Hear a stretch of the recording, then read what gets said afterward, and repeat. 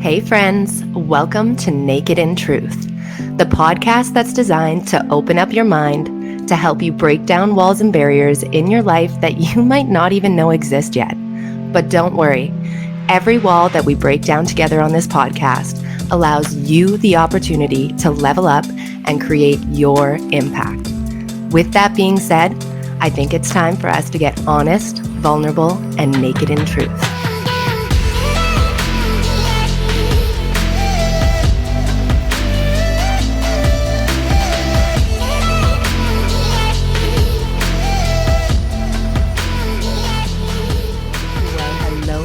Hello, and welcome back to the Naked in Truth podcast. It is your host and your coach, Sari D, and today we are going to be talking about letting go of weight expectations during the Christmas period. This is going to be a more fitness-focused episode, and I'm so excited to dive deep into it with you guys. So make sure that you got yourself nice and comfortable for a quality episode.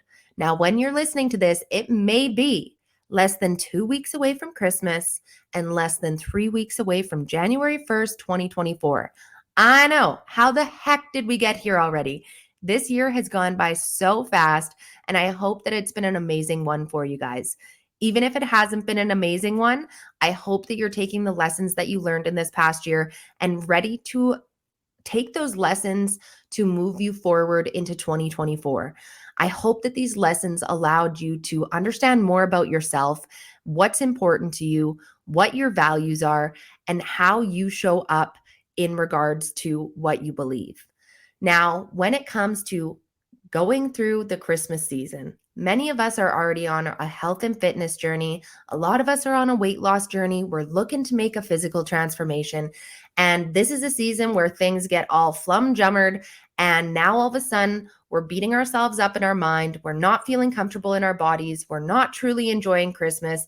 And it's like, did we really build up this hard to this day to have everything feel like it's going to shit? Now, this is where I want to make sure that we're clear with our intentions. Most coaches are not going to tell you that it's okay to not follow a plan at Christmas time, but I am one of those coaches.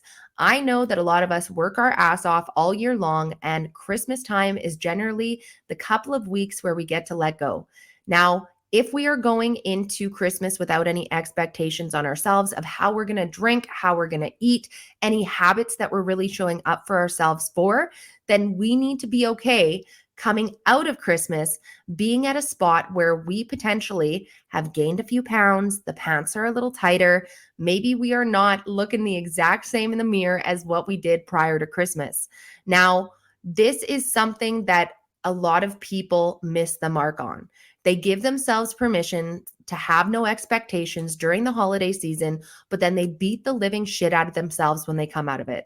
Now, we need to be the kind of people where we're confident in the decisions that we're making. If we're saying that it's okay to drop one of our expectations, drop one of our healthy habits, and simply just have fun, YOLO, live life to the fullest, then we need to be okay when we come out of it and we're potentially a couple pounds heavier.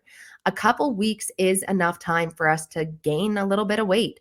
Now, depending on how hard we're going, will depend on how much weight we're gaining. And we need to understand as well that many of us are moving a lot less during this season. I don't know about you, but currently in Canada where I am, we do not have any snow, which is not normal, but this happens every so many years. Like I heard the last time that this happened was 1997, but I wouldn't remember because I would have been 3 years old. So with that being said, though, typically the temperatures are chilly. We want to stay cozy inside. We're visiting more people. There's Christmas parties, and we are just simply not going to the gym or going on walks or doing our classes, whatever type of movement we like to do as often. So we need to understand that with this reduction in energy output and an increase on the energy input, which is the food that we're eating, this is going to potentially make us gain some weight. So we need to be okay with that and not allow ourselves to sink down this rabbit hole where we feel like we need to jump into some sort of extreme diet right after Christmas and go into the new year stressed, not really focused on a long-term goal, but simply just trying to shed this weight as fast as we can because we're feeling uncomfortable. Now, what we can do going into Christmas, instead of just saying, fuck it, YOLO, we can have a couple of small guidelines in place, rules of thumb, I like to call them with my team, that allow us to still feel good about ourselves in this season and not go overboard. Because once we start getting into that behavior after a couple of weeks of eating whatever we want, drinking whatever we want, sleeping in as late as we want, staying up as late as we want, this starts affecting our schedule coming into the new year. And this is where we start going into these massive sugar cravings. We're not feeding ourselves as well, and skip the dishes is being used much too often. We are finding ourselves barely getting any quality sleep because we are Netflix and chilling much too late. And then it seems like it takes all of January into February to start getting ourselves into a routine again.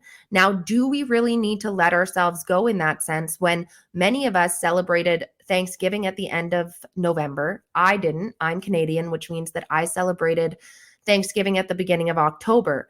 But for my fellow Americans, there are many people that have treated Thanksgiving all the way to Christmas like it's its own holiday. And they're about to go through another 6 weeks like that because they simply haven't broken this pattern. And they have been not clear in regards to what their expectations were showing up during this season. Now, I'm not saying you need to even track your macros. You do not need to eat perfectly at every single meal.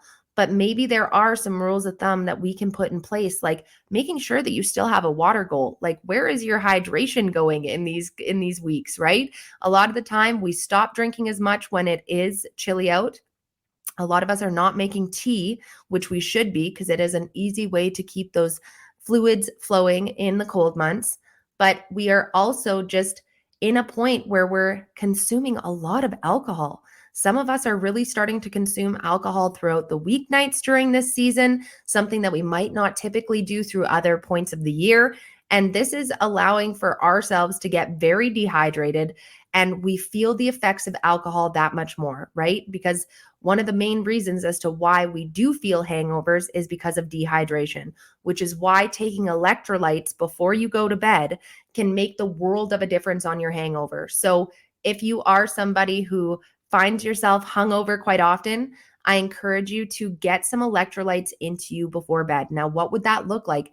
If you have nothing else, some quality Celtic salt is enough to make a difference. I mean, sprinkle a little bit in the palm of your hand, lick that up, drink some water, and that's going to help with proper hydration. But also, these minerals are going to feed your body what it needs to help you with that hangover. So here's a little tip from your girl, Sari, that should help you out with feeling better in the morning.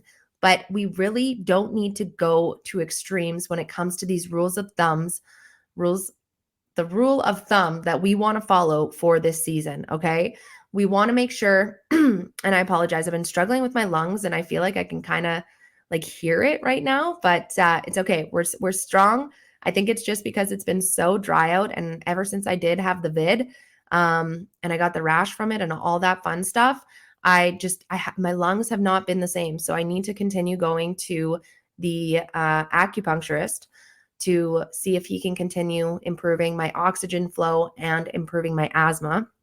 So regardless, though, if you hear me wheezing, we don't need to be concerned, but we don't need to be extreme when it comes to what we're putting in place for our intentions in this season. And I want you guys to just be clear in your expectations that, hey, if I am going freeballing into this season, not worried about what I'm eating, what I'm drinking, that I am going to potentially come out of this season gaining a little bit of weight. Now, we need to understand that we are never one set number on the scale. People get so obsessed with this number on the scale, but you're never the same number on the scale forever. There will always be a bit of fluctuation. And what so many people don't understand is that sometimes our weight fluctuates up, and that does not reflect fat gain. And sometimes our weight fluctuates down, and that does not necessarily reflect fat loss. So there's a lot of reasons as to why our body can fluctuate weight, which I'm not going to get into, but I just want us to remember this information so that we are not beating ourselves up if we do go on the scale and see the pounds up a few pounds. see the number up a few pounds, and that we don't just think that we need to go on this extreme fad diet in order to lose this weight, because chances are your body's just holding a bit of water. Chances are you're dehydrated. Chances are you've eaten more carbs than you typically would. And that, a lot of these items that you're eating are not in your day-to-day meal plan, which is totally cool. But we just need to understand that there is going to be a potential that we do gain some fat during this season if we don't have any intentions in place. The choice is yours. I'm not here to judge whatever avenue you want to go down, but I do want to make sure that you're not coming out of this season where you are actually beating yourself up, feeling like crap after Christmas, because then how much did you actually enjoy Christmas? So as a safety net, I know that a lot of people try to avoid the scale in this season, but this is a good time to weigh yourself potentially once a week to see roughly where you're coming in at. And if you feel like, holy crap, this scale just keeps climbing and climbing, maybe you should pull back a little bit. Maybe we should set an intention or two in there. But if you are maintaining roughly around the same, give or take a couple of pounds, even up to 5 pounds, as long as you're still feeling comfortable in what you're wearing and how you're looking, there's nothing that you need to be worried about. These are natural things that happen when you eat foods that your body isn't used to. Now, a good rule of thumb as well is making sure that you are not weighing yourself the morning after a really heavy meal. Let's just say you have your Christmas party.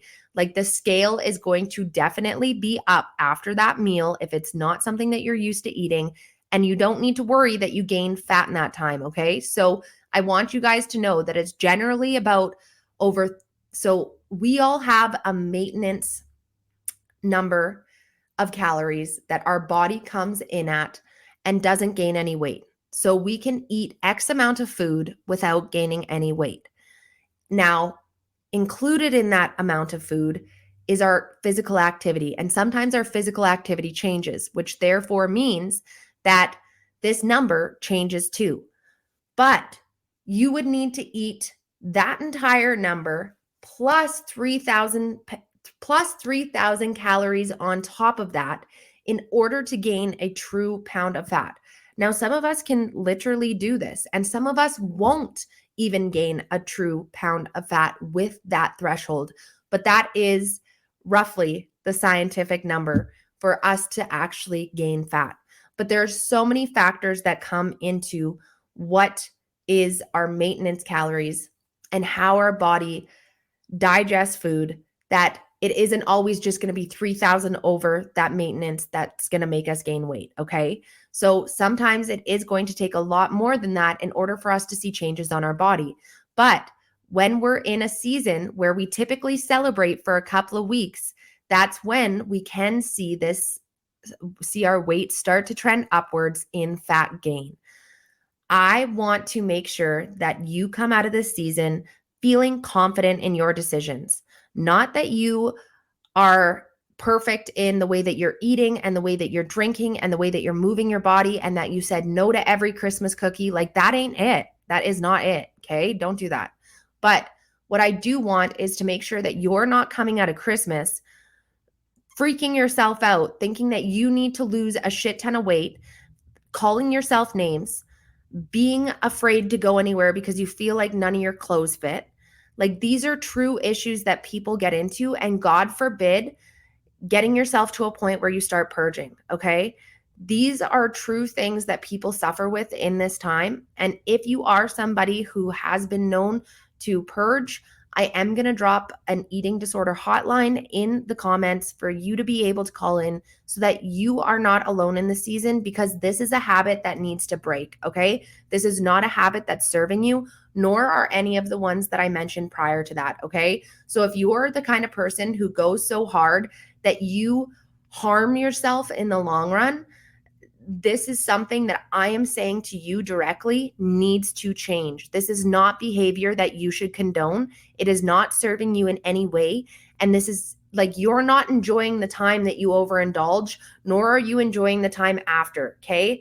This needs to be broken, and it's okay to ask for help. That is where we show strength, is when we ask for help. So in this Christmas season, what we're going to do is we're going to be clear on our expectations with ourselves.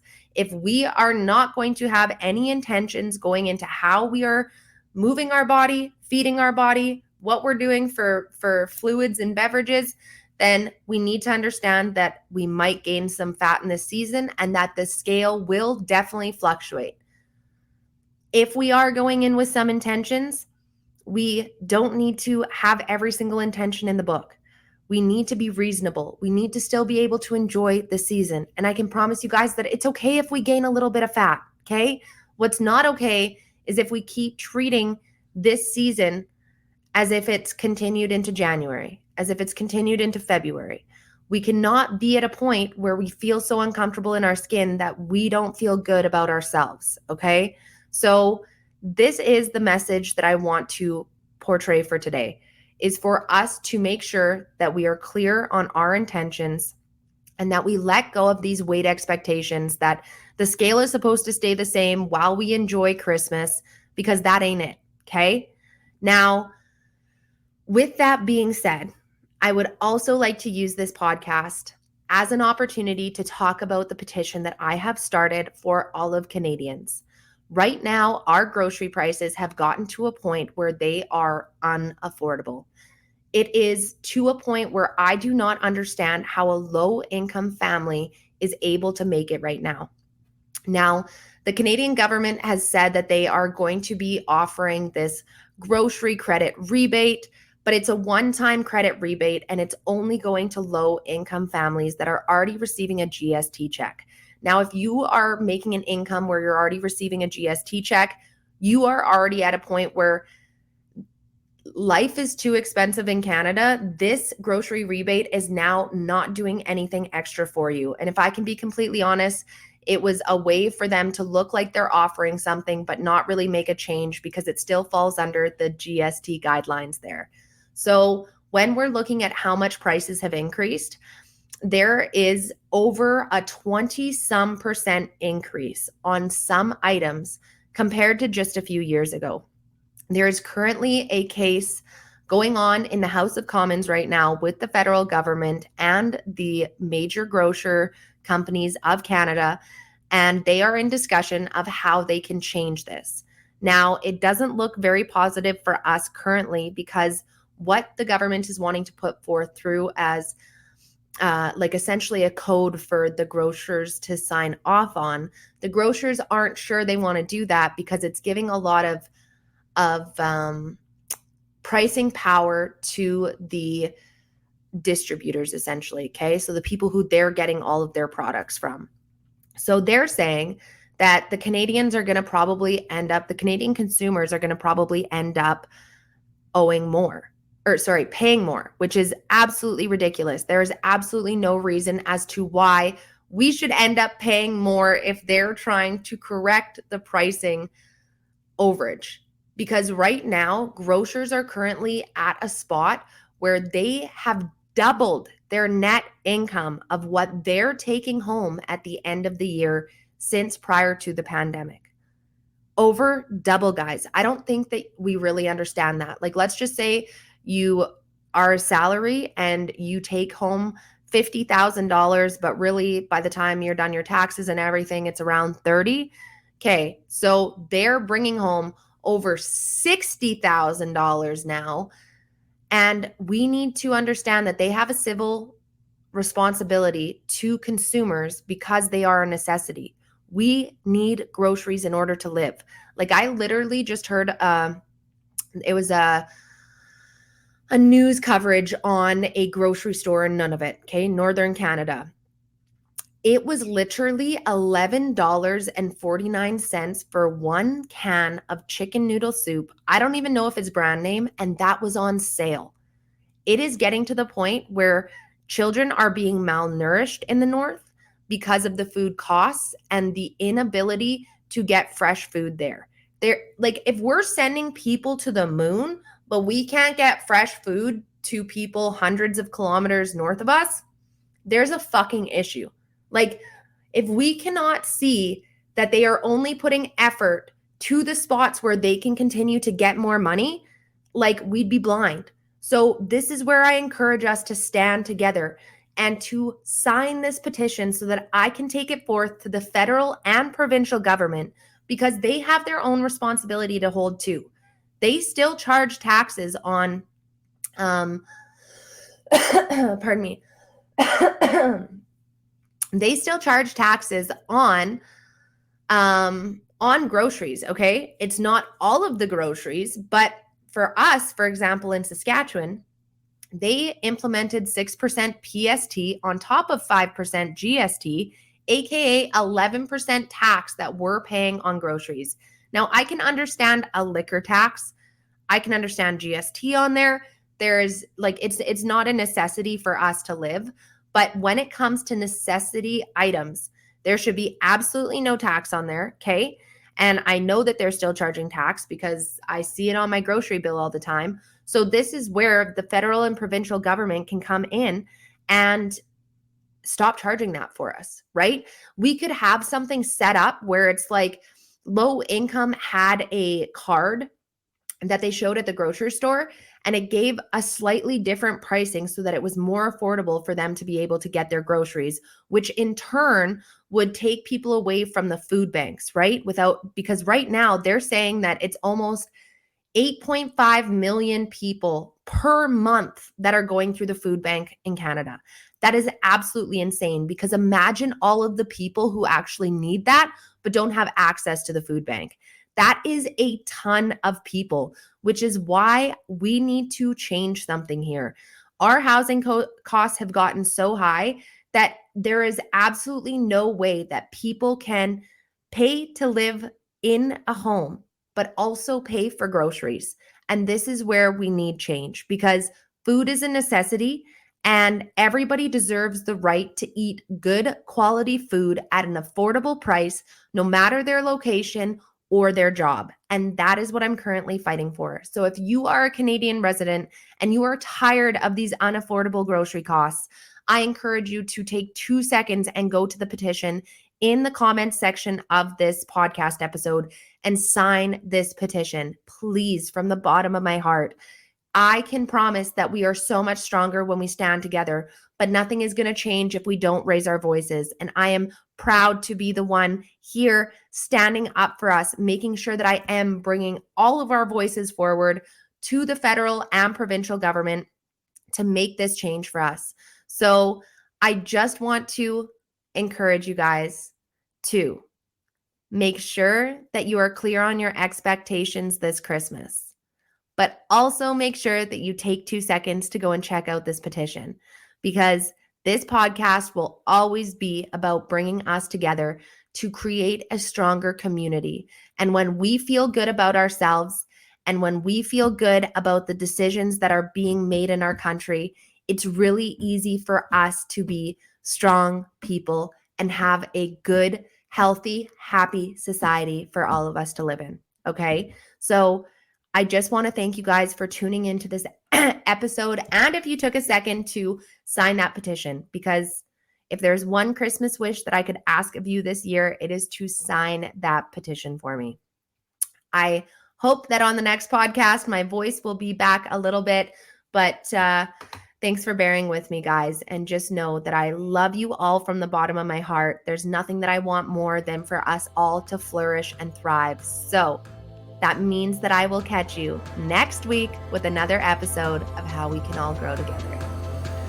And that's another honest episode dropped. Thank you guys so much for tuning in to Naked in Truth, where we come together every Monday morning to set the week off with intention. Don't forget to head over to our Instagram page at Naked in Truth Podcast to stay up to date on future episodes, guest speakers, and other kick-ass info that can help you continue to create your impact. And you know that reviews are so valuable when it comes to building a community of like-minded people.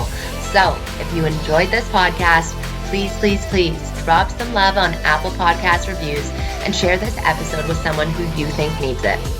Thank you guys so much again for tuning into today's episode. I'll catch you next Monday. And don't forget, love always wins.